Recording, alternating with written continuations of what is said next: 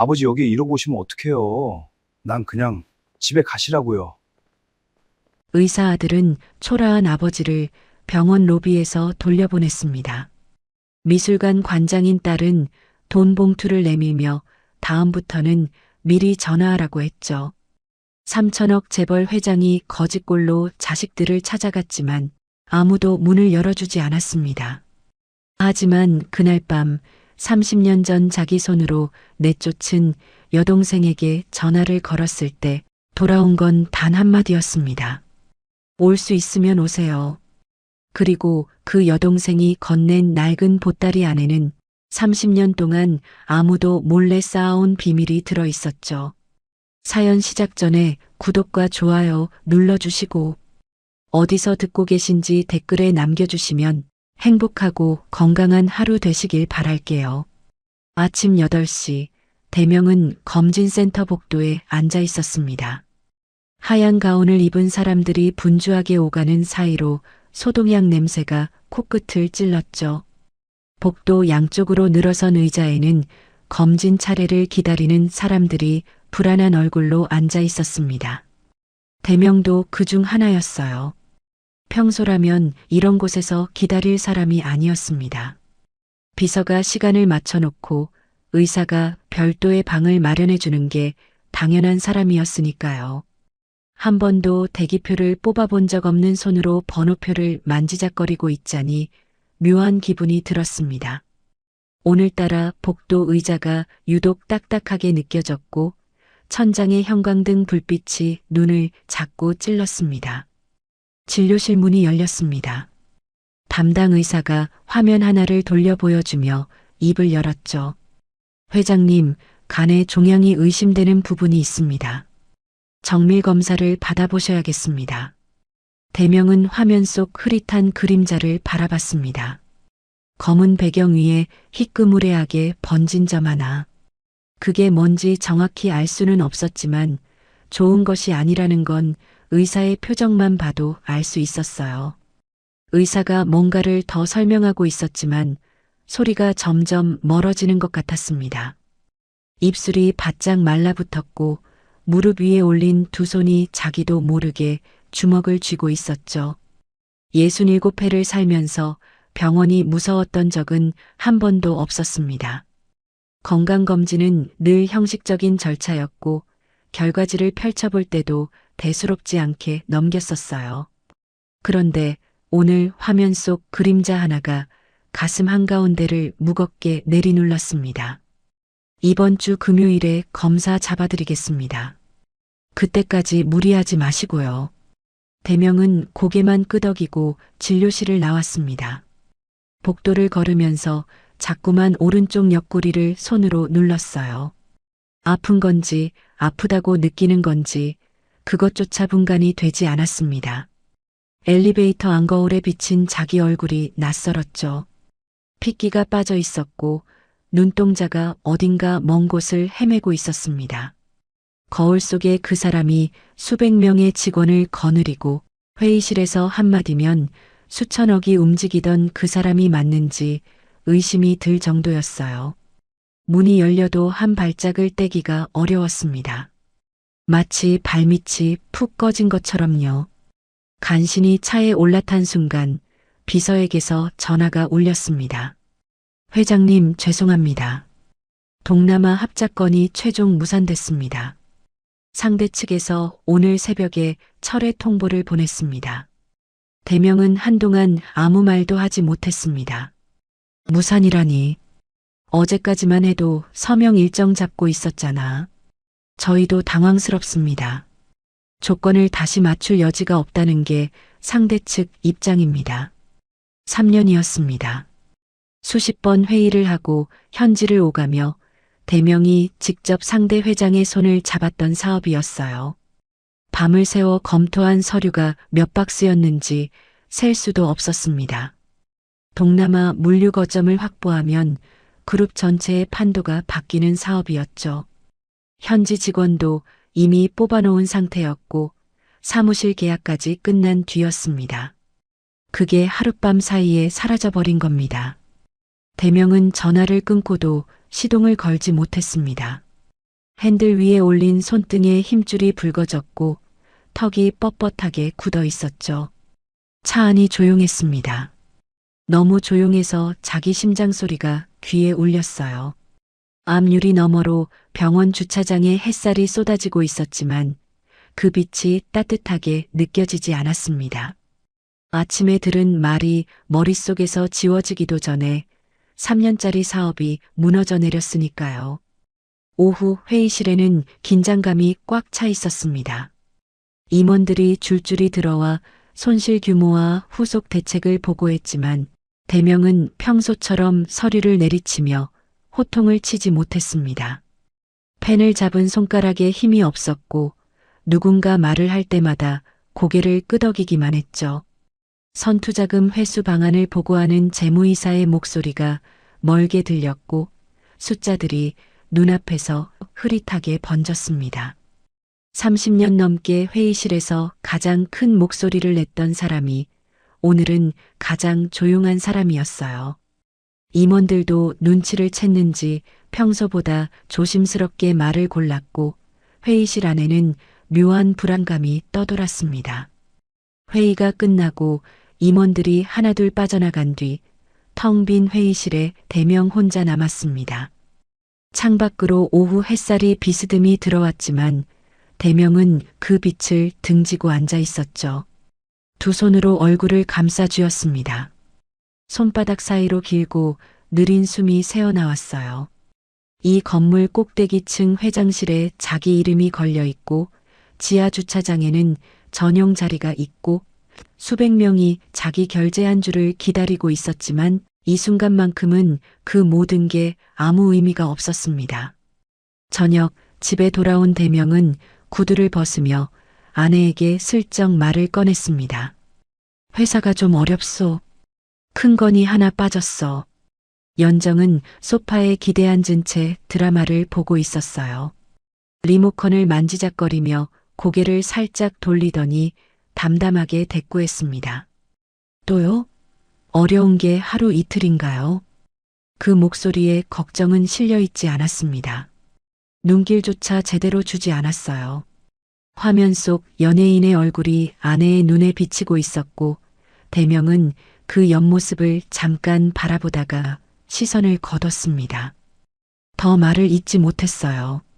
식탁에 혼자 앉아 밥을 떴습니다. 반찬이 서너 가지 놓여 있었지만 무슨 맛인지 알 수가 없었어요. 숟가락이 그릇에 부딪히는 소리만 유독 크게 들렸고 거실에서 흘러오는 드라마 웃음소리가 마치 다른 세상 소리처럼 멀었죠. 밥알을 씹는데 목이 자꾸 막혔습니다. 삼킬 수가 없었어요. 반도 못 먹고 숟가락을 내려놓았습니다. 밥을 남긴 채 서재로 들어가려는데 복도 끝에서 아내의 목소리가 들렸습니다. 전화 통화를 하고 있었어요. 대명은 걸음을 멈췄습니다. 언니, 나 요즘 좀 알아보고 있어. 보험 수익자가 정확히 어떻게 되어 있는지 몰라서 숨을 삼키듯 목이 꿀떡거렸죠. 혹시 모르잖아. 그 양반 나이도 나이고 건강이 언제까지 버틸지 누가 알아. 대명은 복도 벽에 한쪽 어깨를 기댄 채 움직이지 못했습니다. 재산도 정리해둬야 해. 주식은 어디 들어가 있고 부동산은 뭐가 있는지 지섭이한테도 얘기해놨어. 미리 안 해놓으면 나중에 복잡해지잖아. 아내의 목소리는 차분했습니다. 마치 내일 장을 보러 가기 전에 목록을 정리하듯 담담하고 또 계획적이었어요. 그 안에 남편을 걱정하는 마음은 한 조각도 없었습니다. 아픈 사람의 곁에 있는 사람이 아니라 떠날 사람의 뒤를 계산하는 사람의 목소리였죠. 지섭이한테도 얘기해놨다는 말이 귓속에서 맴돌았습니다. 아들까지 이미 알고 있었던 겁니다. 자기만 빼고요. 대명은 소리가 나지 않게 서재 문을 닫았습니다. 불을 켜지 않았어요. 어두운 방 안에서 의자에 천천히 몸을 내렸습니다. 책상 위에 가족사진 액자가 하나 놓여 있었지만 어둠 속에서는 그 얼굴들이 보이지 않았습니다. 아침에는 의사가 몸 안에 뭔가 자라고 있다고 했습니다. 낮에는 3년을 바친 일이 허물어졌죠. 그리고 저녁 같은 집에 사는 사람은 자기가 죽고 난 뒤에 돈을 세고 있었습니다. 창밖으로 도시의 불빛이 흩어져 있었지만 그 빛이 하나도 따뜻하지 않았어요. 대명은 어둠 속에서 두 손을 무릎 위에 올린 채 가만히 앉아 있었습니다. 아무에게도 전화하지 않았습니다. 아무에게도 기대지 않았죠. 평생을 쌓아 올린 돈이, 이름이, 자리가 이 순간에는 아무것도 아니었습니다. 텅 빈 방 안에 그저 혼자였습니다. 다음 날 아침 대명은 옷장 앞에 한참을 서 있었습니다.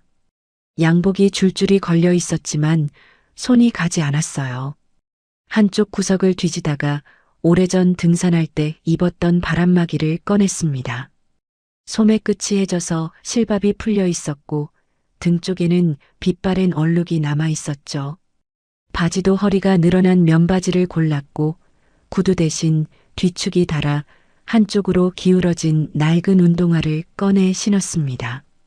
거울 앞에 섰을 때 거기에는 재벌 회장이 아니었습니다. 폐지라도 주우러 나가는 동네 어르신 같았어요. 대명은 그 모습을 물끄러미 바라봤습니다. 양복을 벗으면 나를 알아보는 사람이 있을까? 이름과 직함을 빼면 나는 누구일까? 그게 알고 싶었어요.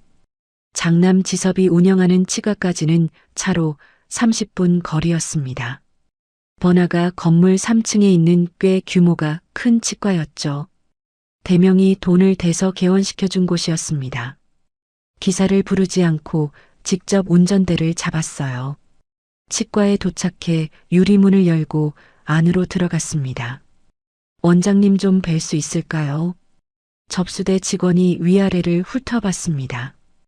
해진 바람막이에 다른 운동화 차림을 본 눈이 대놓고 달라졌죠. 예약은 하셨나요? 오늘 오전 진료는 꽉 차 있어서요. 진료가 아니라 나는 그 사람 아버지요. 직원의 눈썹이 살짝 올라갔습니다. 대명의 차림새가 이 치과 원장의 아버지라고 하기엔 너무 초라했으니까요. 직원이 머뭇거리다가 안쪽으로 들어갔습니다. 잠시 후 지섭이 흰 가운을 입고 대기실로 나왔습니다. 아들의 얼굴을 보는 순간 대명의 가슴이 미세하게 떨렸어요. 오랜만이었습니다. 그런데 지섭의 눈이 먼저 아버지의 옷차림을 훔쳤고 이마에 잔주름이 잡혔습니다. 해진 바람막이, 늘어난 면바지, 다른 운동화. 그걸 본 아들의 얼굴이 순간적으로 굳었어요. 아버지, 왜 이런 차림으로 오신 거예요? 첫마디가 그거였습니다. 아버지 건강은 어떠시냐가 아니라 왜 이런 꼴로 왔느냐는 거였죠. 대명은 입안이 씁쓸해지는 걸 느꼈지만 애써 웃어 보였습니다. 그냥 얼굴 좀 보려고 왔다. 바쁘지? 지금 환자가 밀려 있어요. 여기서 이러시면 곤란합니다. 환자분들도 계시고. 지섭은 목소리를 낮췄지만 그 안에는 당혹감이 가득했어요. 주변을 의식하는 눈빛이 대기실을 훑쳤습니다. 아버지를 걱정하는 아들의 눈이 아니라 체면이 깎일까 신경 쓰는 사람의 눈이었죠. 아버지, 다음에 제가 연락드릴게요. 오늘은 좀 그렇습니다. 대명은 아들의 눈을 가만히 들여다봤습니다. 거기에 자기가 비치고 있지 않다는 걸 느꼈어요.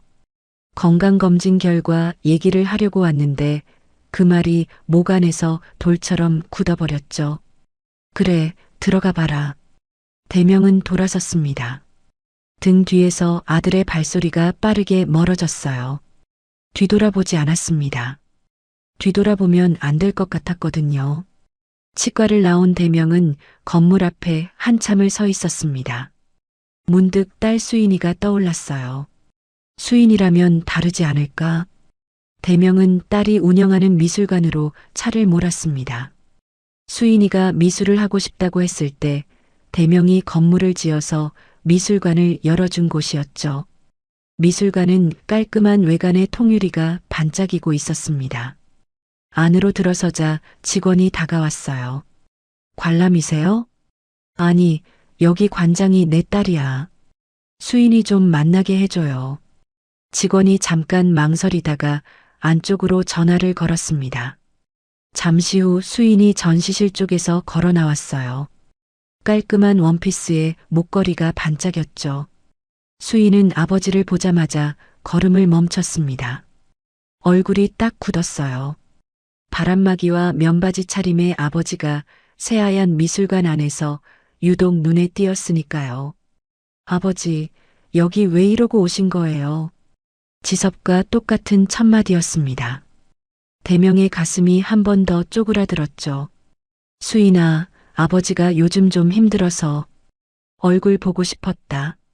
수인은 대명의 팔을 잡고 재빨리 사무실 쪽으로 끌었습니다. 전시실에 있던 관람객 몇 명이 이쪽을 쳐다보고 있었거든요. 사무실 문을 닫자마자 수인의 표정이 싸늘하게 변했어요. 아버지, 솔직히 말씀드릴게요. 이런 차림으로 오시면 안 돼요. 여기 오시는 분들이 어떤 분들인지 아시잖아요. 제 체면도 있고 미술관 이미지도 있어요. 대명은 딸의 얼굴을 바라봤습니다. 그 눈에 아버지에 대한 걱정은 없었어요. 손님들 앞에서 창피하다는 것, 그게 전부였죠. 수인아, 아버지가 요즘 사업도 힘들고 몸도 좀 안 좋아. 수인은 한숨을 내쉬었습니다. 그리고 핸드백에서 봉투 하나를 꺼냈어요. 안에 돈이 들어 있었습니다. 병원비 필요하시면 이거 쓰세요. 근데 아버지, 앞으로는 미리 전화 주세요. 갑자기 이렇게 오시면 저도 난처해요. 돈 봉투를 내미는 딸의 손이 대명의 눈에 박혔습니다. 아픈 아버지의 손을 잡는 게 아니라 돈으로 상황을 정리하려는 손이었죠. 대명은 봉투를 받지 않았습니다. 고개를 천천히 저었어요. 됐다. 필요 없어. 사무실을 나오는데 다리가 후들거렸습니다. 미술관 유리문을 밀고 나오자 바깥 바람이 얼굴을 쳤어요. 아들도 딸도 둘 다 같았습니다. 아버지의 양복을 보는 거지 아버지의 얼굴을 보는 게 아니었죠. 미술관을 나왔을 때 하늘이 어두워지고 있었습니다. 어느새 저녁이 되어 있었죠. 차에 타지 않고 그냥 걸었습니다. 어디로 가는지도 모르면서요. 걷다 보니 빗방울이 하나둘 떨어지기 시작했어요. 우산은 없었습니다. 빗줄기가 점점 굵어졌지만 대명은 멈추지 않았죠. 바람막이가 축축하게 젖어갔고 머리카락에서 물이 흘러 이마를 타고 내렸습니다. 옆구리가 은근하게 쑤셨어요. 어제 병원에서 들은 말이 빗소리 사이로 떠올랐습니다. 다리가 무거웠고 횡단보도 앞에서 발이 멈췄어요. 신호가 바뀌었는데도 건너지 못했습니다. 그냥 서 있었죠. 빗속에서요. 몸이 아픈 게 무서운 게 아니었습니다. 아프다는 말을 꺼낼 사람이 없다는 게 그게 진짜 무서운 거였어요. 젖은 얼굴을 닦지도 않은 채 대명은 문득 아주 오래된 얼굴 하나를 떠올렸습니다. 30년 전에 자기 손으로 밀어낸 사람. 여동생 현숙이었어요. 다신 오지 말라고 소리를 질렀던 날이 흐릿하게 떠올랐습니다. 그날 이후 한 번도 연락하지 않았죠. 대명은 젖은 손으로 휴대폰을 꺼냈어요.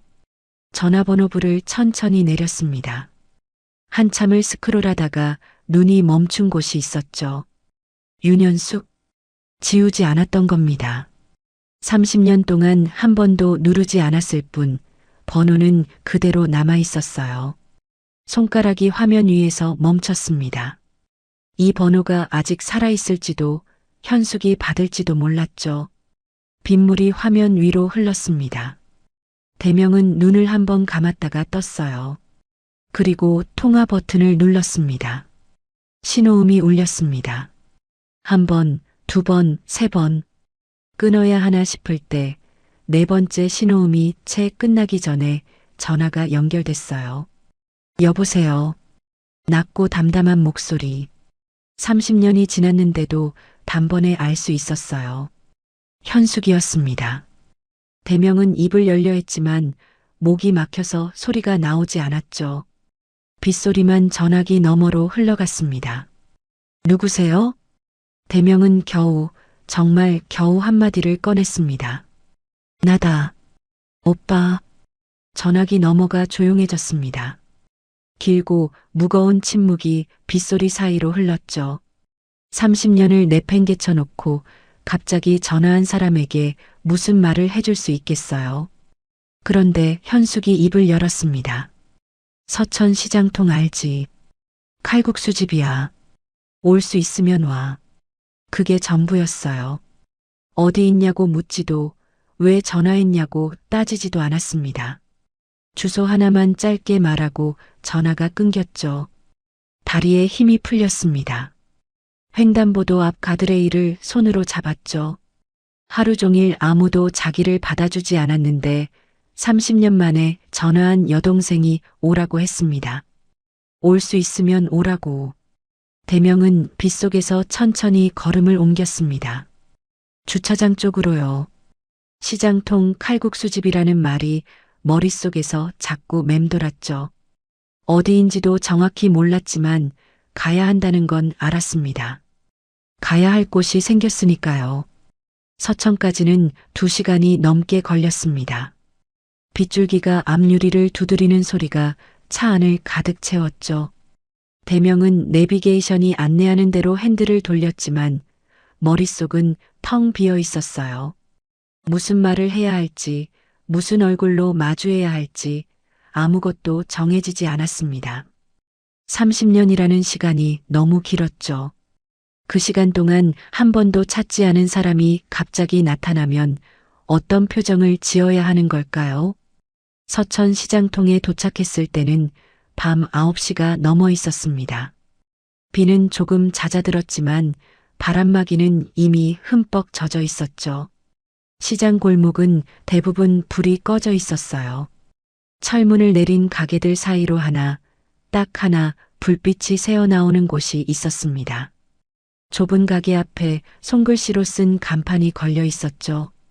현숙이네 칼국수. 대명은 그 간판 앞에서 한 발짝도 떼지 못했어요. 다리가 굳은 것처럼 움직이지 않았습니다. 가게 안쪽에서 그릇 부딪히는 소리가 났습니다. 누군가 설거지를 하고 있었어요. 대명은 천천히 유리문을 밀었습니다. 안은 좁았습니다. 테이블 4개가 전부였고 벽에는 누렇게 바랜 메뉴판이 붙어 있었죠. 바닥 타일은 군데군데 금이 가 있었고 형광등 하나가 가게 전체를 비추고 있었습니다.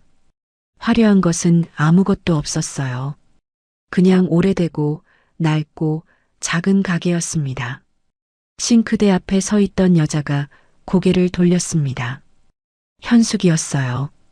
30년 만에 보는 얼굴이었습니다. 흰머리가 많이 섞여 있었고 얼굴에는 깊은 주름이 패여 있었죠.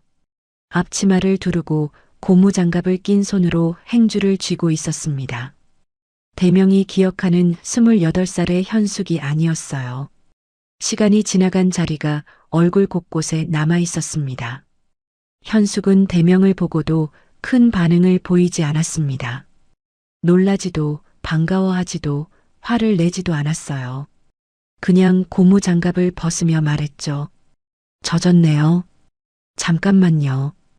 그게 30년 만에 오빠에게 건넨 첫마디였습니다. 현숙은 가게 안쪽 선반에서 수건 하나를 꺼내 대명 앞에 놓았어요. 하얀 수건이었는데 가장자리가 살짝 닳아 있었죠. 대명은 수건을 받아들었지만 얼굴을 닦지 못했습니다. 손이 떨렸거든요. 현숙은 아무 말 없이 가스불을 켰습니다. 냄비에 물을 올리고 반죽을 꺼내 칼로 썰기 시작했죠. 톡, 톡, 톡. 칼이 도마에 닿는 소리가 조용한 가게 안에 울렸습니다. 대명은 그 소리를 들으며 테이블 하나에 앉았어요. 의자가 삐걱거렸습니다. 아무도 말을 하지 않았습니다. 대명은 뭔가를 말하고 싶었지만 입이 열리지 않았어요. 미안하다는 말도 잘 지냈냐는 말도 전부 너무 가벼워서 입 밖으로 나올 수가 없었죠. 30년을 버려놓고 미안하다 한마디면 될 일이 아니었으니까요. 잠시 후 현숙이 음식을 대명 앞에 놓았습니다. 김이 모락모락 올라왔어요. 칼국수였습니다. 국물이 뿌옇고 면이 넓적하게 잘려 있었죠.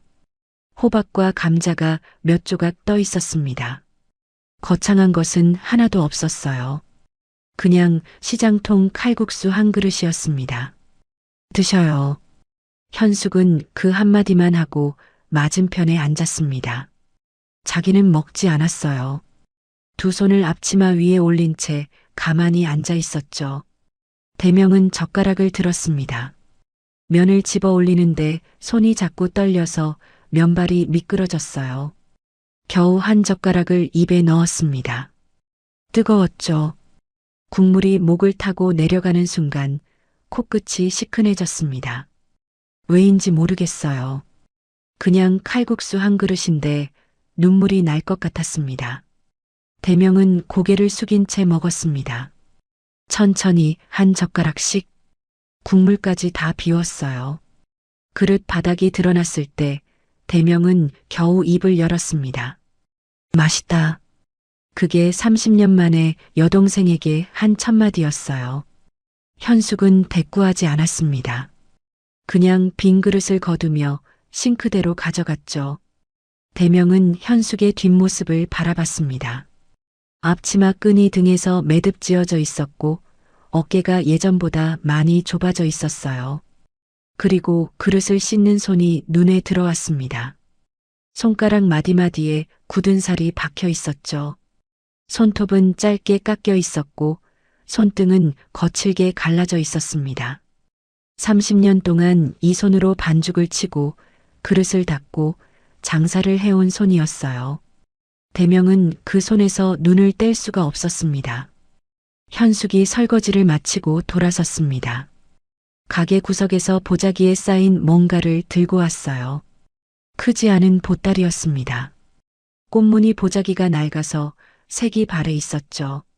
이거, 현숙이 보따리를 테이블 위에 올려놓았습니다. 혼자 있을 때 열어보세요. 대명은 보따리를 내려다봤어요. 무엇이 들어있는지 알 수 없었습니다. 이게 뭔데? 집에 가서 열어보시라니까요.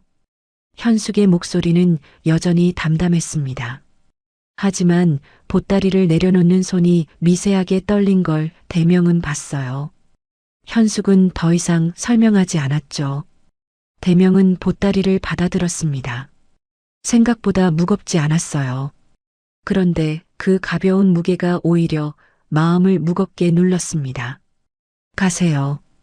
밤길 조심하시고요. 현숙은 그 말을 끝으로 싱크대 앞으로 돌아갔습니다. 대명을 더 붙잡지 않았어요. 울지도 따지지도 원망하지도 않았죠. 대명은 보따리를 안고 가게를 나왔습니다. 뒤를 돌아보니 유리문 너머로 현숙이 행주를 접고 있었어요. 30년 만에 만나 칼국수 한 그릇을 내어주고 보따리 하나를 건네고 다시 일상으로 돌아간 겁니다. 집에 도착한 건 자정이 가까웠습니다. 아내는 이미 안방에 불을 끄고 들어가 있었어요. 대명은 서재로 들어가 문을 닫았습니다. 책상 위에 보따리를 올려놓고 한참을 바라봤죠.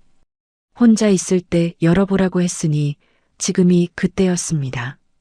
보자기를 천천히 풀었어요. 안에는 비닐 지퍼백이 하나 들어 있었고 그 안에 통장이 있었습니다. 한 개가 아니었어요. 2개, 3개, 4개, 5개. 통장 5개가 가지런히 포개져 있었습니다. 대명은 첫 번째 통장을 펼쳤어요. 눈이 커졌습니다. 예금주 이름이 적혀 있었죠. 윤대명. 자기 이름이었습니다. 2번째도, 3번째도, 4번째도, 5번째도 5개 통장이 전부 윤대명 이름으로 되어 있었어요. 대명은 통장을 든 채 한동안 움직이지 못했습니다. 이해가 되지 않았어요. 30년 전에 자기가 내쳤던 여동생이 왜 오빠 이름으로 통장을 만들었는지, 시장통 칼국수집에서 하루하루 벌었을 돈으로 왜 이걸 모아두었는지, 통장 안에 적힌 숫자들을 들여다봤습니다. 금액은 크지 않았어요. 한 달에 3만 원, 5만 원, 어떤 달은 10,000원. 그런 돈이 빼곡하게 30년 동안 쌓여 있었습니다. 대명은 통장을 내려놓지 못했어요. 손가락 끝이 저릿저릿했고 눈앞이 흐려졌습니다. 어둠 속 서재에 혼자 앉아 5개의 통장을 무릎 위에 펼쳐놓은 채 대명은 밤새 한숨도 자지 못했습니다. 날이 밝았지만 대명은 서재에서 한 발짝도 움직이지 않았습니다. 통장 5개가 책상 위에 펼쳐져 있었죠. 밤새 들여다봤지만 이해할 수 없었어요. 왜 현숙이 자기 이름으로 통장을 만들었는지, 왜 30년 동안 돈을 넣었는지, 답을 찾으려 할수록 머릿속에는 30년 전 그날이 떠올랐습니다. 그때 대명은 40이 채 안 된 나이였어요. 사업이 막 궤도에 오르던 시기였죠.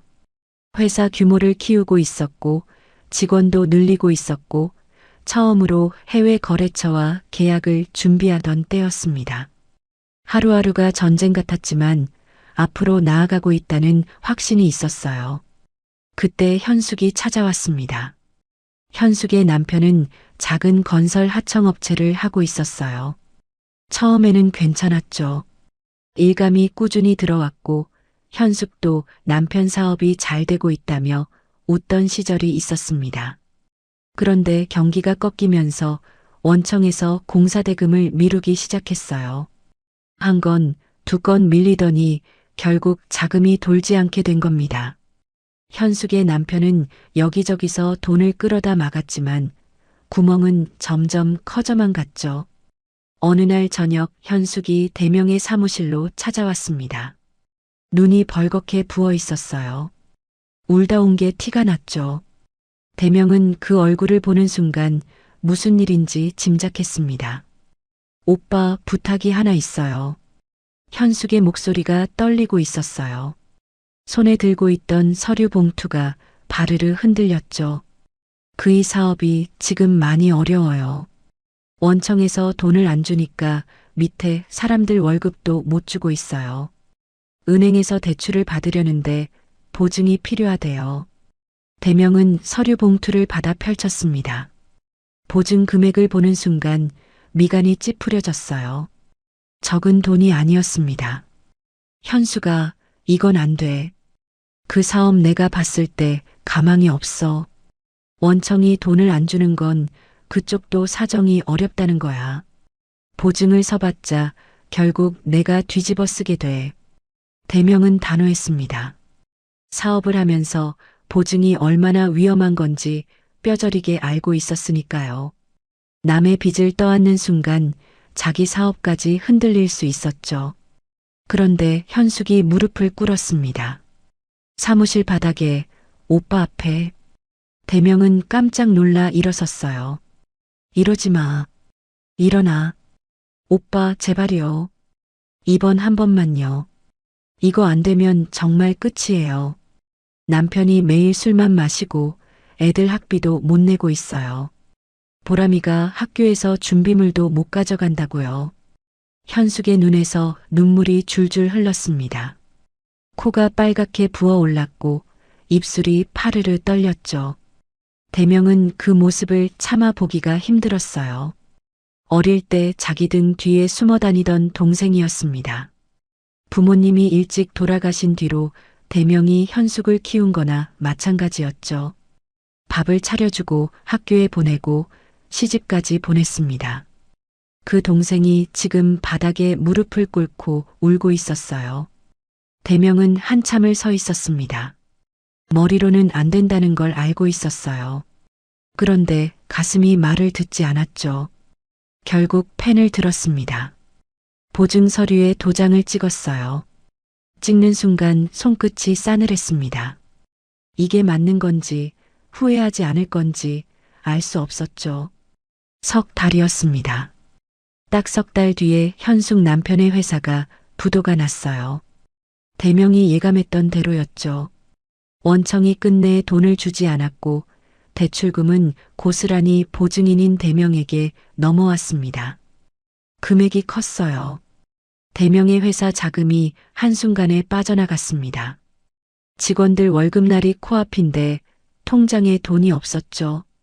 거래처 결제도 밀렸고 은행에서는 추가 대출을 거절했습니다.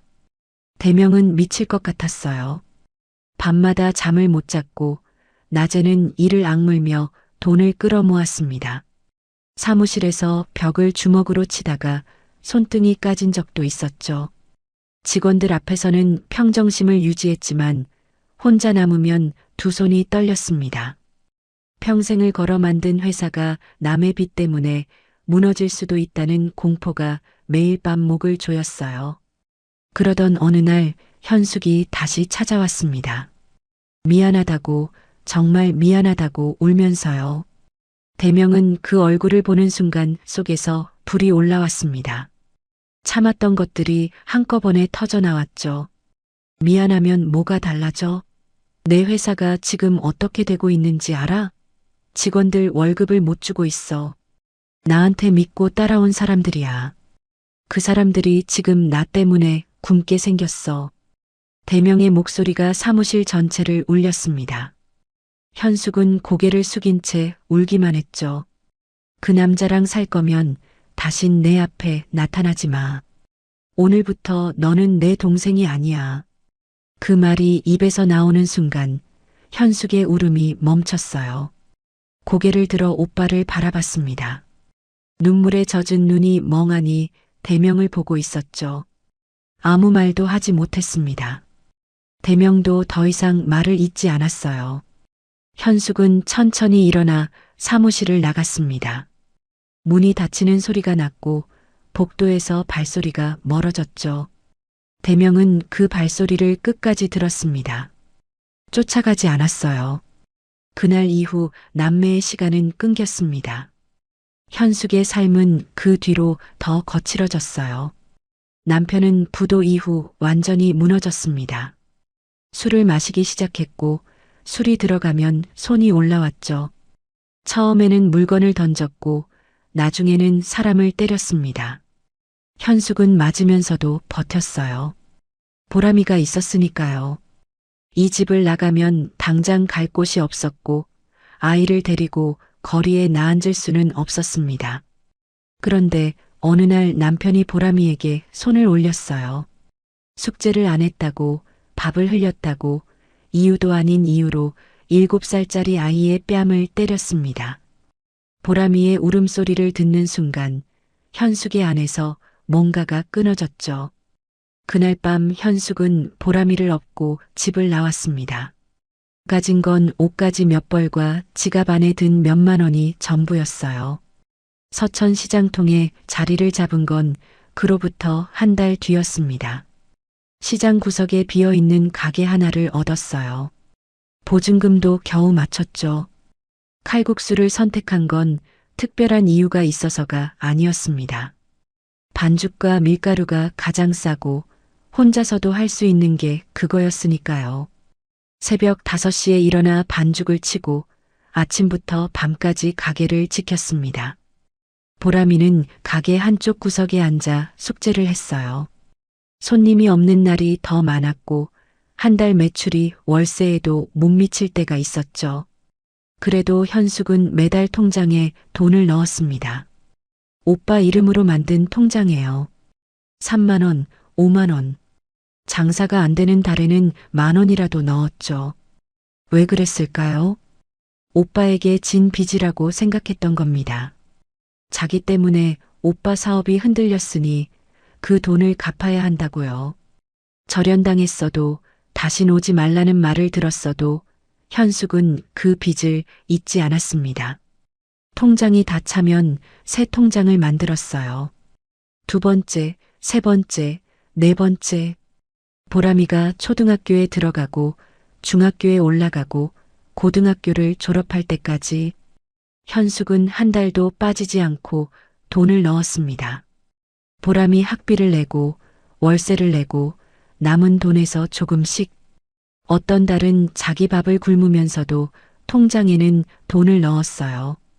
그게 자기가 오빠에게 할 수 있는 유일한 일이라고 생각했으니까요. 5번째 통장이 만들어진 건 3년 전이었습니다. 그때쯤 보람이는 27살이 되어 있었고 시장 근처 작은 꽃집에서 일하고 있었죠. 현숙은 여전히 칼국수집을 하고 있었습니다. 30년째 같은 자리에서 같은 메뉴로 같은 앞치마를 두르고요. 대명은 책상 위에 통장을 다시 내려다봤습니다. 첫 번째 통장의 첫 입금일이 눈에 들어왔어요. 절연한 바로 다음 달이었습니다. 쫓겨나듯 사무실을 나간 그 다음 달부터 현숙은 돈을 넣기 시작한 거였죠. 손가락 끝이 저릿저릿했습니다. 통장을 쥔 손에 힘이 들어갔어요. 어젯밤 칼국수집에서 봤던 현숙의 손이 떠올랐습니다. 마디마디에 박혀있던 굳은 살, 거칠게 갈라진 손등. 그 손으로 30년을 반죽을 치고 그릇을 닦고 통장에 돈을 넣었던 겁니다. 대명의 눈에 물기가 번졌습니다. 참으려 했지만 참아지지 않았어요. 목 안에서 뜨거운 것이 치밀어 올라왔고 턱이 부르르 떨렸죠. 소리를 내지 않으려고 입술을 꽉 깨물었지만 눈에서 흘러내린 것이 통장 위에 떨어졌습니다. 30년 전 자기가 내뱉은 말이 귀에 울렸어요. 다신 내 앞에 나타나지 마. 그 말을 듣고도 현숙은 매달 오빠 이름으로 돈을 넣었습니다. 한 달도 빠지지 않고요. 원망하지도 찾아오지도 않으면서 조용히 빚을 갚고 있었던 겁니다.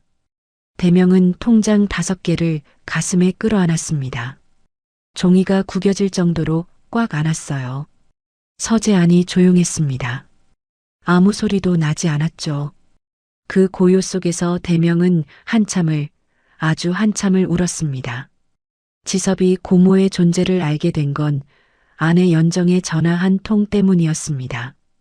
연정은 남편이 며칠째 서재에 틀어박혀 있는 게 이상했어요.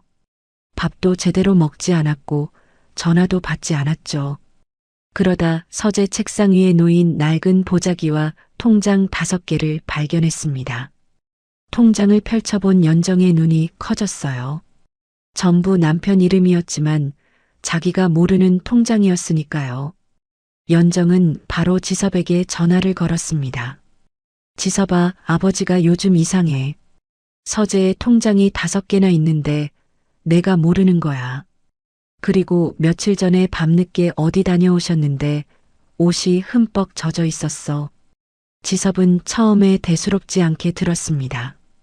그런데 어머니가 덧붙인 말이 귀에 걸렸죠. 통장의 입금 내역을 보니까 30년 전부터야.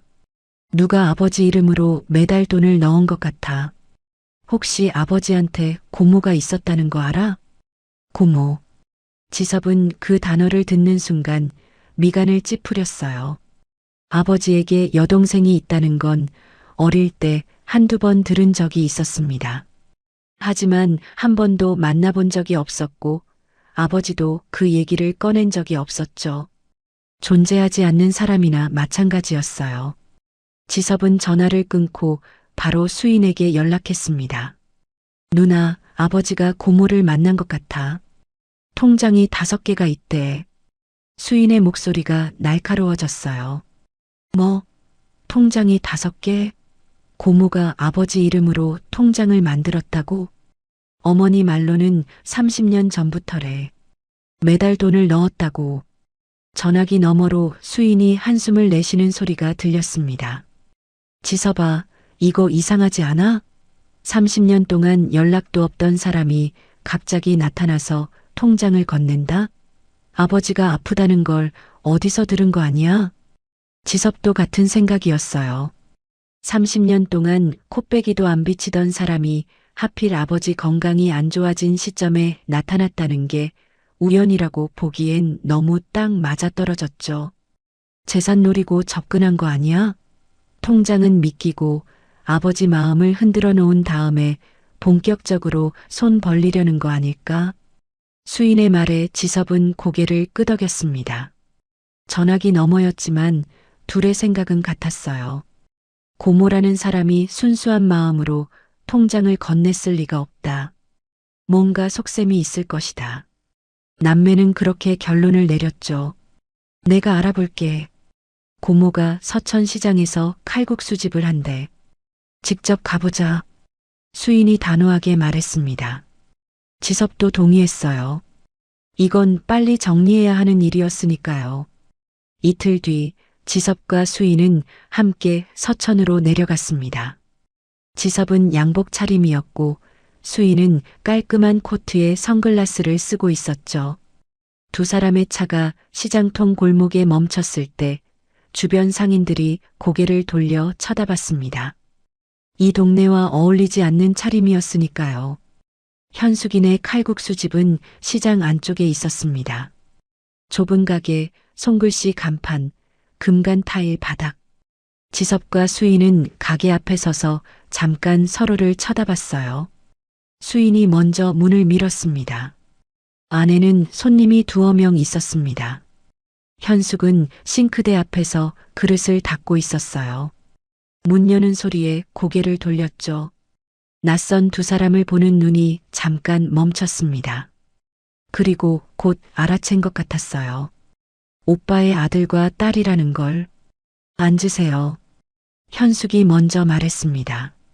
담담한 목소리였어요. 지섭과 수인은 테이블 하나에 나란히 앉았습니다. 현숙이 물 두 잔을 갖다 놓았죠. 지섭은 물잔에 손도 대지 않았어요. 수인도 마찬가지였습니다. 손님들이 나간 뒤 가게 안이 조용해졌습니다. 수인이 먼저 입을 열었어요. 핸드백에서 봉투 하나를 꺼내 테이블 위에 놓았죠. 두툼한 봉투였습니다. 고모님, 저희가 이렇게 찾아뵌 건 다름이 아니라. 수인의 목소리는 정중했지만 눈빛은 차가웠어요. 아버지가 요즘 건강이 안 좋으세요.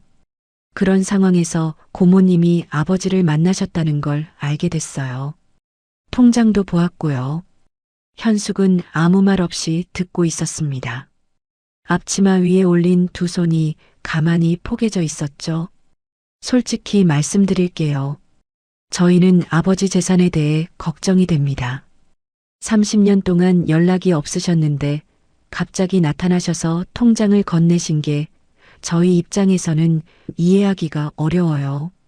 수인이 봉투를 현숙 쪽으로 밀었습니다. 여기 안에 성의를 담았어요. 그리고 이것도 함께 준비했습니다. 수인이 가방에서 서류 한 장을 더 꺼냈어요. 각서였습니다. 윤대명의 재산 및 상속에 관여하지 않겠다는 내용이 적혀 있었죠. 하단에 도장을 찍는 칸이 비어 있었습니다. 여기에 도장을 찍어주시면 저희도 안심이 되고 앞으로 불편한 일이 없을 것 같아요. 지섭이 옆에서 덧붙였습니다. 고모님, 저희가 무례한 건 아닙니다. 다만 아버지를 보호해야 하는 입장이니까요. 보호. 그 단어가 가게 안에 떨어졌습니다. 아버지를 보호한다. 며칠 전 치과에서 아버지를 돌려보내고 미술관에서 돈 봉투를 내밀며 쫓아낸 사람들이 지금 보호라는 말을 하고 있었어요. 현숙은 각서를 내려다봤습니다. 글씨를 천천히 읽었어요. 재산, 상속, 관여, 포기.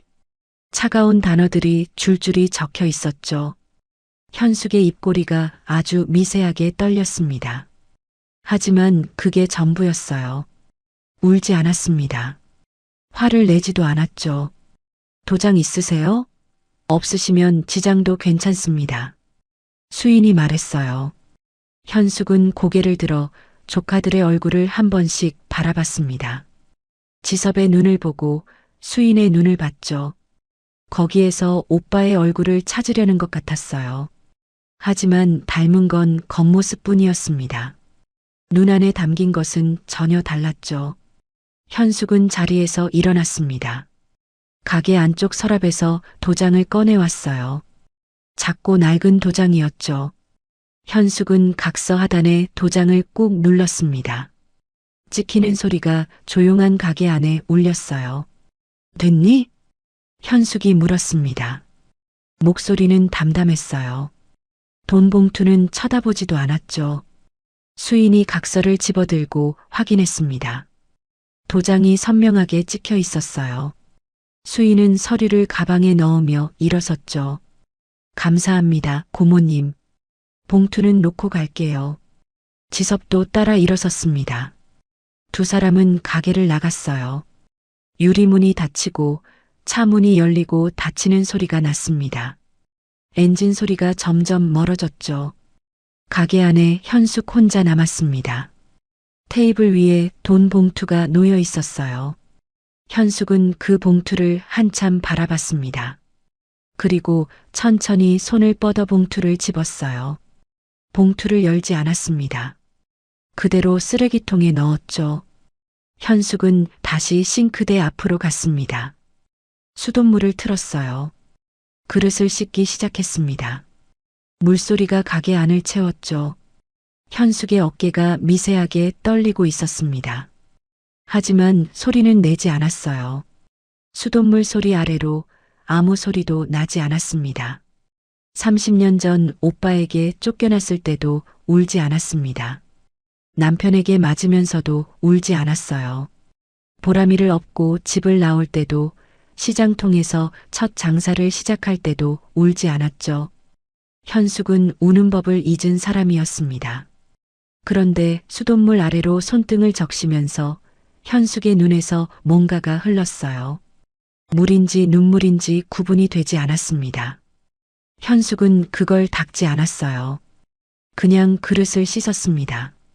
천천히 한 개씩. 가게 밖에서는 시장 사람들이 오가는 소리가 들렸습니다. 평범한 오후였죠. 아무도 이 작은 칼국수집 안에서 무슨 일이 있었는지 몰랐습니다. 대명이 통장을 발견한 뒤로 며칠이 지났습니다. 서재에서 거의 나오지 않았어요. 밥도 거르는 날이 많았고 회사에도 출근하지 않았죠. 비서가 하루에 서너 번씩 전화를 걸었지만 대명은 받지 않았습니다. 평생 하루도 쉬지 않던 사람이 갑자기 멈춰버린 거였어요. 그러던 어느 오후 비서 박 실장이 직접 집으로 찾아왔습니다. 대명은 서재에서 비서를 맞았어요. 박 실장은 문을 닫고 조심스럽게 입을 열었습니다. 회장님, 말씀드려야 할 게 있습니다. 대명은 고개를 들었어요. 박 실장의 표정이 평소와 달랐습니다. 뭔가를 꺼내기 어려워하는 얼굴이었죠. 며칠 전에 지섭 도련님과 수인 아가씨가 서천에 다녀오셨습니다. 대명의 눈이 미세하게 움직였어요. 서천? 네. 회장님 여동생분이 운영하시는 칼국수집에 가셨습니다. 제가 도련님 차량 운행 기록을 확인하다가 알게 됐습니다. 박 실장이 서류 봉투 하나를 꺼냈어요. 안에서 종이 한 장을 빼 책상 위에 올려놓았습니다. 대명은 그 종이를 내려다봤어요. 각서였습니다. 상단에 큰 글씨로 적혀 있었죠. 재산 및 상속 관여 포기 각서. 하단에 도장이 찍혀 있었습니다. 윤현숙. 대명은 각서를 집어들었습니다. 손이 떨렸어요. 글씨를 한 줄 한 줄 읽었습니다. 재산, 상속, 관여, 포기. 차가운 단어들이 줄줄이 이어져 있었죠. 그리고 맨 아래 현숙의 도장이 선명하게 찍혀 있었습니다. 이걸 누가 시킨 겁니까? 대명의 목소리가 낮게 가라앉았어요. 도련님과 아가씨가 직접 가셔서 받아오신 겁니다. 돈 봉투도 함께 가져가셨다고 합니다. 대명은 각서를 든 채 한동안 움직이지 못했습니다. 눈앞에 통장 5개가 있었어요. 그 옆에 각서가 놓여 있었죠. 통장은 30년 동안 여동생이 매달 10,000원, 30,000원, 50,000원씩 넣어 만든 것이었습니다. 각서는 자식들이 하루 만에 만들어 도장을 찍게 한 것이었죠. 통장 5개와 각서 1장. 대명은 그 두 가지를 나란히 놓고 바라봤습니다. 한쪽은 30년의 시간이었고 한쪽은 하루의 계산이었어요. 한쪽은 빚을 갚겠다는 마음이었고 한쪽은 재산을 지키겠다는 욕심이었죠. 대명의 턱이 부르르 떨렸습니다. 가슴 안에서 뭔가가 무너지는 소리가 났어요. 평생 돈을 벌었습니다. 사업을 키웠고 재산을 늘렸고 자식들에게 치과를 열어주고 미술관을 지어줬죠. 그게 가족을 위한 거라고 생각했습니다. 돈이 있으면 가족이 행복할 거라고, 돈이 있으면 아무 문제가 없을 거라고 믿었어요. 그런데 그 돈이 지금 뭘 하고 있었습니까? 아들은 돈으로 치과를 열고는 아버지를 돌려보냈습니다. 딸은 돈으로 미술관을 열고는 아버지에게 돈 봉투를 내밀었죠. 그리고 둘은 함께 고모를 찾아가 돈 봉투와 각서를 들이밀었습니다. 대명이 평생 쌓아온 돈이 결국 가족을 갈라놓는 데 쓰인 거였어요. 반면에 현숙은 돈이 없었습니다. 시장통 칼국수집에서 하루하루 벌어 겨우 살았죠. 그런데 그 적은 돈에서 매달 조금씩 빼서 오빠 이름으로 통장에 넣었어요. 30년 동안 쫓겨나고 맞고 혼자 아이를 키우면서도요. 돈이 없는 사람이 돈으로 마음을 보여줬고 돈이 있는 사람들이 돈으로 마음을 끊어냈습니다. 박 실장, 대명이 입을 열었어요. 목소리가 조용했지만 단단했습니다. 법무팀에 연락하시오. 그리고 재단 설립 절차를 알아봐 주시오. 박 실장이 눈을 크게 떴어요. 재단이요? 내 재산을 정리하려고 합니다. 회사 지분도 포함해서. 박 실장은 한동안 아무 말도 하지 못했습니다. 대명의 눈을 바라봤죠. 거기에는 흔들림이 없었어요. 농담이 아니라는 걸 박 실장도 알았습니다. 알겠습니다, 회장님. 박 실장이 나간 뒤 대명은 서재에 혼자 앉아 있었습니다. 창밖으로 오후 햇살이 들어왔어요. 대명은 통장 5개를 한 개씩 펼쳐봤습니다. 첫 번째 통장 첫 페이지, 30년 전 날짜 옆에 적힌 3만 원. 그 숫자를 손가락으로 천천히 짚었어요. 이게 현숙이의 한 달이었구나. 이게 칼국수 몇 그릇이었구나. 손끝이 저릿저릿했습니다. 일주일 뒤 대명은 기자회견장에 섰습니다. 오랜만에 양복을 입었어요. 넥타이를 매는 손이 덜덜 떨렸지만 거울 속 자기 눈은 맑았습니다. 기자들이 카메라를 들이대고 플래시가 터졌죠. 대명은 마이크 앞에 섰습니다. 오늘 이 자리에서 한 가지 말씀드릴 것이 있습니다. 기자들이 조용해졌어요. 저는 평생 돈을 벌었습니다. 사업을 키우고 재산을 늘리는 게 제 삶의 전부였습니다. 그런데 최근에 깨달은 것이 있습니다. 제가 쌓아온 것들이 정작 중요한 것을 지키지 못했다는 겁니다. 대명은 잠깐 말을 멈췄어요. 목이 메었습니다. 하지만 이를 악물고 이어갔죠.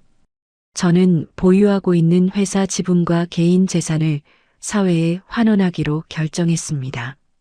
재단을 설립하여 어려운 이웃과 아이들을 위해 쓰겠습니다. 기자회견장이 술렁였어요. 카메라 셔터 소리가 빗줄기처럼 쏟아졌습니다.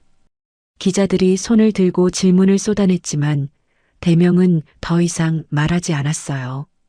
고개를 숙여 인사하고 자리를 떠났습니다. 그날 저녁 지섭에게서 전화가 왔습니다. 대명은 전화를 받았어요. 아버지, 이게 무슨 짓이에요? 뉴스에서 봤어요. 재산을 사회 환원한다니 지금 정신이 있으신 거예요? 지섭의 목소리가 떨리고 있었습니다. 분노인지 당혹인지 구분이 되지 않았죠. 아버지, 치과는요? 미술관은요? 그것도 다 넘기시는 거예요? 대명은 조용히 대답했습니다. 내가 지어주고 내가 열어준 거다. 그걸로 충분히 해줬다고 생각한다. 아버지, 지섭아. 대명의 목소리가 낮고 단단했어요. 너희가 서천에 갔다 온 거 다 안다. 전화기 넘어가 조용해졌습니다. 지섭이 아무 말도 하지 못했죠. 고모한테 각서를 받아왔더구나. 돈 봉투까지 들고 가서 침묵이 길어졌어요. 지섭의 숨소리만 전화기 너머로 들렸습니다. 고모는 30년 동안 매달 내 이름으로 통장에 돈을 넣었다. 칼국수 팔아서 번 돈으로. 너희는 하루 만에 각서를 만들어서 도장을 찍게 했고, 대명은 더 이상 말을 잇지 않았습니다. 전화를 끊었어요. 수인에게서도 전화가 왔지만 받지 않았습니다. 문자가 여러 통 왔지만 읽지 않았죠. 서재 책상 위에는 여전히 통장 5개와 각서 1장이 나란히 놓여 있었습니다. 대명은 각서를 집어들었어요. 천천히 반으로 접었습니다. 그리고 다시 반으로. 작게 접힌 각서를 서랍 안쪽에 넣었어요. 통장 5개는 꺼내지 않았습니다. 책상 위에 그대로 두었죠. 대명은 통장을 내려다보며 조용히 말했어요. 아무에게도 하지 않는 혼잣말이었습니다. 현수가 오빠가 늦었다. 서재 안이 고요했습니다. 창밖으로 해가 지고 있었어요. 붉은 빛이 통장 위에 내려앉았습니다. 대명은 그 빛을 바라보며 한참을 앉아 있었습니다. 내일 정밀 검사 결과가 나오는 날이었어요. 무슨 결과가 나오든 이제는 다르게 살아야 한다는 건 정해져 있었습니다. 정밀 검사 결과는 간암 1기였습니다. 의사가 화면을 가리키며 설명했죠. 다행히 초기에 발견됐습니다. 수술이 가능한 단계예요. 빨리 잡으면 예후가 좋습니다. 대명은 그 말을 듣고 고개를 끄덕였습니다. 이상하게도 무섭지 않았어요. 며칠 전까지만 해도 종양이라는 단어가 머릿속을 짓눌렀는데 지금은 달랐습니다. 무너질 만큼 무너진 뒤에는 더 무너질 곳이 없었죠. 오히려 마음이 고요했어요. 수술 날짜를 잡아주십시오. 대명의 목소리는 담담했습니다. 수술은 일주일 뒤에 잡혔어요. 대명은 누구에게도 알리지 않았습니다. 아내 연정에게도, 지섭에게도, 수인에게도요. 알려봤자 달라질 게 없다는 걸 알았으니까요. 수술 동의서에 혼자 서명했습니다. 보호자 연락처 칸을 한참 바라보다가 박 실장 번호를 적었어요. 수술 당일 아침 대명은 수술복으로 갈아입고 이동 침대에 누웠습니다. 천장의 형광등이 눈을 찔렀죠. 간호사가 수액을 연결하는 동안 대명은 눈을 감았어요. 마취가 들기 전 마지막으로 떠오른 건 현숙인의 칼국수집이었습니다. 좁은 가게, 뿌연 국물, 김이 모락모락 오르던 뚝배기. 이상하게 그 장면이 떠오르니까 마음이 편해졌어요. 수술은 4시간이 걸렸습니다. 의사는 성공적이라고 했어요. 종양을 깨끗이 제거했고 주변으로 퍼지지 않았다고요. 대명이 마취에서 깨어난 건 저녁이었습니다. 눈을 떴을 때 병실은 조용했어요. 하얀 천장이 보였고 수액줄이 팔에 연결되어 있었죠. 고개를 옆으로 돌렸습니다. 의자 하나에 누군가 앉아 있었어요. 조는 것도 아니고 깨어 있는 것도 아닌 자세로 가만히 앉아 있었습니다. 앞치마는 벗었지만 소매가 걷어 올려진 팔에 익숙한 굳은 살이 보였죠. 현숙이었습니다. 대명은 한참을 말없이 여동생을 바라봤어요. 어떻게 알고 왔는지는 묻지 않았습니다. 박 실장이 연락했을 수도 있고 다른 경로였을 수도 있었죠. 중요한 건 그게 아니었어요. 수술이 끝나고 눈을 떴을 때 병실에 앉아 있는 사람이 현숙이라는 것. 아내도 아들도 딸도 아닌 30년 전에 쫓아낸 여동생이 곁에 있다는 것. 그게 전부였습니다. 현숙이 고개를 돌렸어요. 대명의 눈이 떠져 있는 걸 보고는 자리에서 일어났습니다. 깨셨어요? 대명은 고개를 끄덕였어요. 목이 칼칼해서 말이 나오지 않았죠.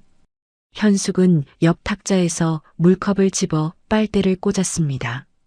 대명의 입가에 가져다 대었어요. 대명은 천천히 물을 마셨습니다. 차가운 물이 목을 타고 내려갔죠. 현숙은 물컵을 내려놓고 다시 의자에 앉았어요. 그게 다였습니다. 큰 말을 하지 않았고, 울지도 않았고, 어떻게 된 거냐고 따지지도 않았죠. 그냥 거기에 앉아 있었습니다. 대명은 그게 고마웠어요. 말이 아니라 존재가 위로가 되는 순간이 있다는 걸 67이 되어서야 알았습니다. 회복은 천천히 이루어졌어요. 수술 후 2주 동안 대명은 병원에 있었습니다. 그 2주 동안 현숙은 이틀에 한 번씩 서천에서 올라왔어요. 칼국수집 문을 닫고 오는 건지 보람이에게 맡기고 오는 건지 대명은 묻지 않았습니다. 현숙은 올 때마다 도시락을 하나 들고 왔어요. 죽이었습니다. 호박죽, 잣죽, 흰죽. 종류는 달랐지만 전부 소화가 잘 되는 것들이었죠. 병원 밥을 잘 못 먹는다는 말을 한 적이 없는데 현숙은 알고 있었어요.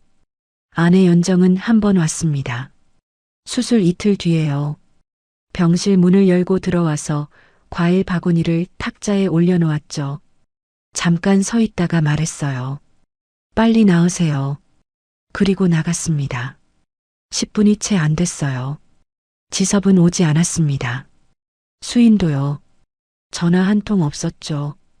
대명은 그걸 원망하지 않았어요. 기대하지 않으니까 실망도 없었습니다.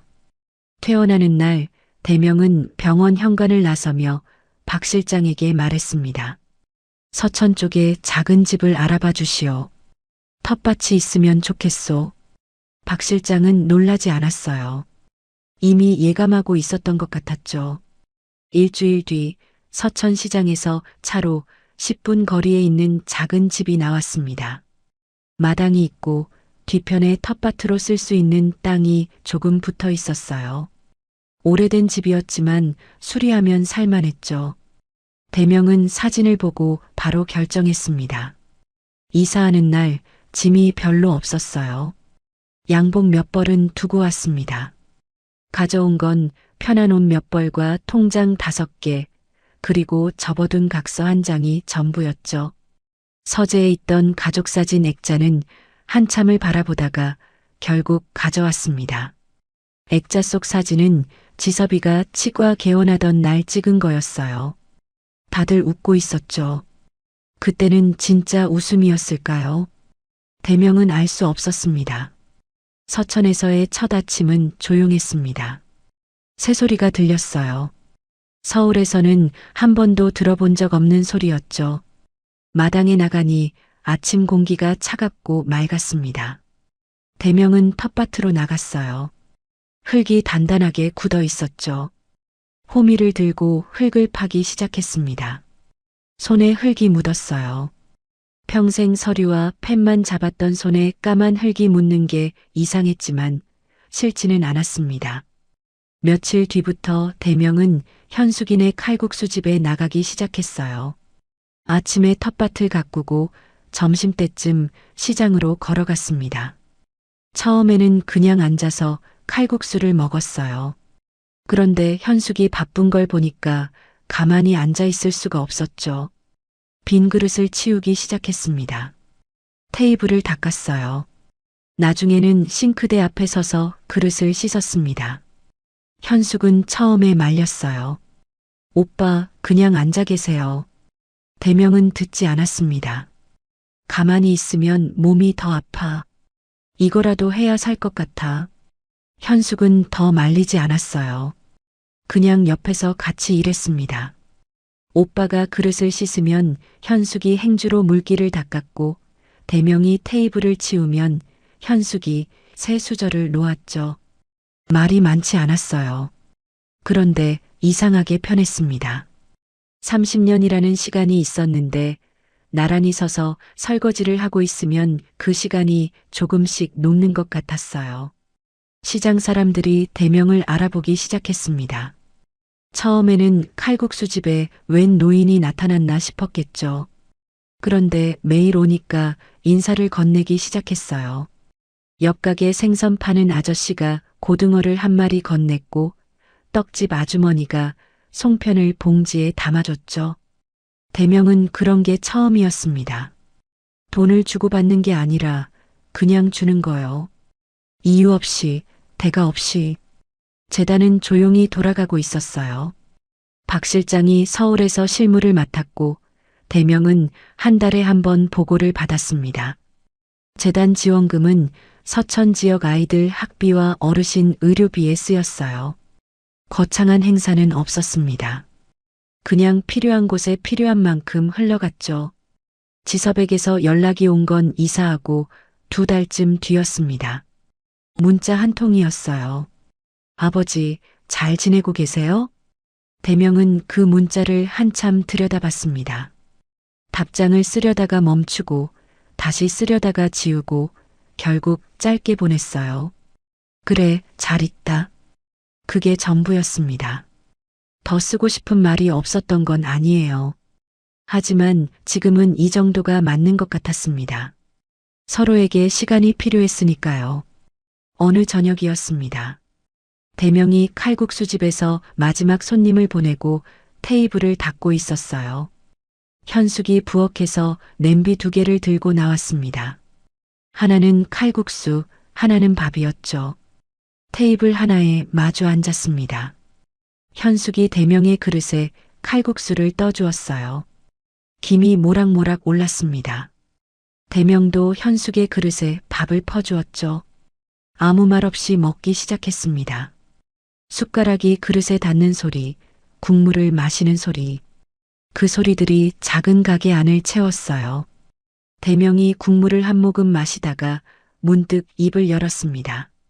현숙아, 네 오빠, 맛있다. 현숙은 웃지 않았어요. 그런데 눈가에 잔주름이 살짝 접혔습니다. 그게 웃음이었죠. 현숙의 웃음이었어요. 가게 밖으로 어둠이 내려앉고 있었습니다. 시장통에 불빛이 하나둘 꺼지고 있었죠. 그런데 이 작은 칼국수집 안에는 불이 켜져 있었어요. 2 사람이 마주 앉아 밥을 먹고 있었습니다. 거창한 건 아무것도 없었어요. 비싼 음식도 큰 집도 화려한 식탁도 없었죠. 그냥 따뜻한 국물 한 그릇과 마주 앉은 사람 하나. 대명은 그게 자기가 평생 찾아 헤맸던 거라는 걸 이제야 알았습니다. 여러분, 오늘 이야기 어떠셨나요? 평생을 쌓아 올린 것들이 무너졌을 때 끝까지 남는 건 결국 사람이었습니다. 혹시 여러분 곁에도 오래 연락하지 못한 가족이 있으신가요? 오늘이 그 전화를 거는 날이 될 수도 있습니다. 이 이야기가 마음에 남으셨다면 좋아요와 구독 부탁드려요. 여러분의 구독이 더 좋은 이야기를 만드는 힘이 됩니다. 그럼 다음 이야기에서 또 만나요.